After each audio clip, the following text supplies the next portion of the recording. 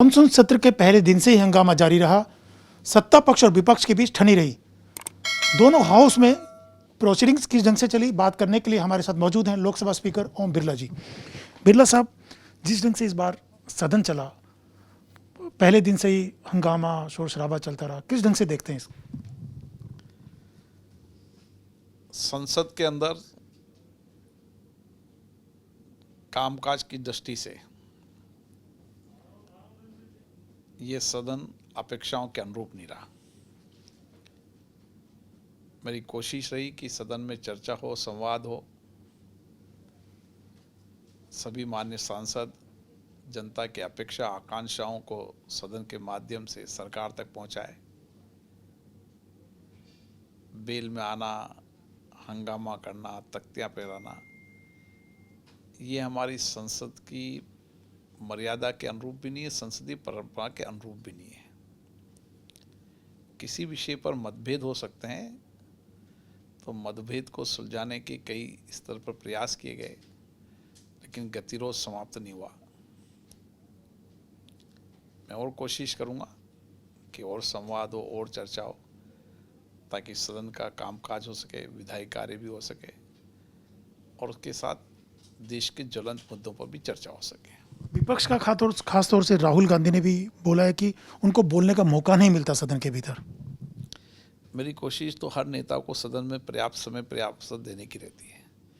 जब सदन चलता है तो राहुल गांधी जी हो या कोई भी नेता हो, नियम प्रक्रिया के तहत उनको पर्याप्त समय, पर्याप्त अवसर हमेशा मिलता है और जब जिस विषय पर बोलना चाहेंगे और पर्याप्त समय, अवसर देंगे। लेकिन सदन का कामकाज हो, सदन चले, तभी बोलने के अवसर को दिया जाता है। इस बार तो मैंने कोशिश कई बार की, आसन से भी आग्रह किया कि आप अपनी अपनी सीट पर जाकर विराजें। प्रश्नकाल एक महत्वपूर्ण समय होता है जिसमें आप सरकार की जवाब देकर तय कर सकते हो। कई नीतियों को लेकर प्रश्न किए जाते हैं, कई क्षेत्र की समस्याओं के लिए प्रश्न किए जाते हैं। पूर्व में सभी दलों ने सहमति भी जताई थी कि हम प्रश्नकाल को चलने देंगे, लेकिन उसके बाद भी प्रश्नकाल नहीं चला, तो निश्चित रूप से इसके लिए मेरी वेदना है और मैं किसी भी सदस्य को कभी भी बोलने से नहीं रोकता। ये सदन सबका है, सदन को सब में बोलने का अधिकार है और मैंने तो देर रात्रि तक सदन चलाया। सभी मान्य सदस्य भी देर रात्रि तक बैठे। कोविड के समय भी जिस तरीके से मान्य सदस्यों ने सक्रिय सहयोग दिया, उसके कारण देर रात्रि सदन चला। एक आखिरी सवाल, राज्यसभा में जो घटना हुई, रिपोर्टिंग टेबल पे सांसद चढ़ गए, उन्होंने रूल बुक को फेंका चेयर की तरफ, तो आपको लगता है कि और उसके बाद इतना हंगामा हुआ, तो ये घटना, और उसके बाद वेंकैया नायडू जी आज इमोशनल हो गए, आंखों में आंसू आ गए, उन्होंने कहा कि मैं रात भर सो नहीं पाया।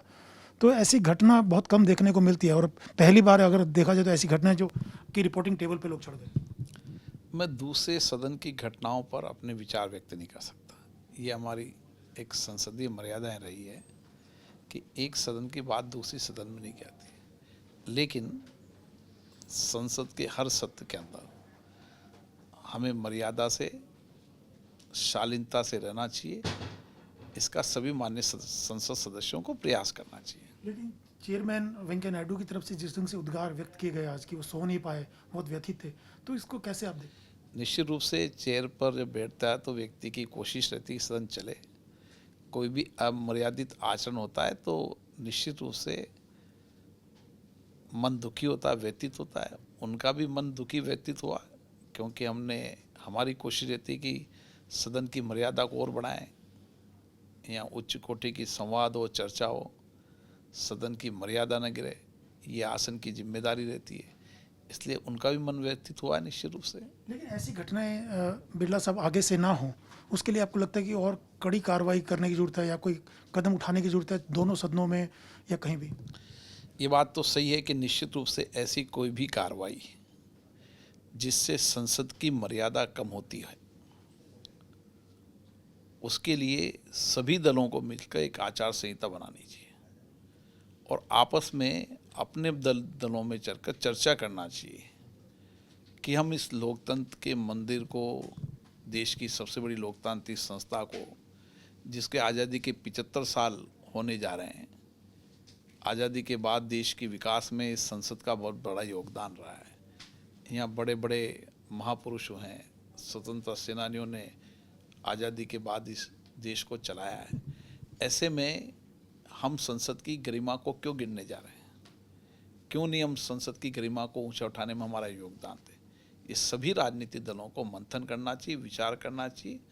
और मैं माननीय सांसद सदस्यों से विशेष रूप से आग्रह करता हूँ कि वह लाखों लोगों का प्रतिनिधित्व करते हैं, वह एक व्यक्ति नहीं, एक संस्था है।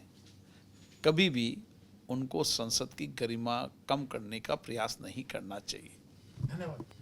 कैमरामैन संजीव के साथ अशोक सिंघल, दिल्ली आज तक।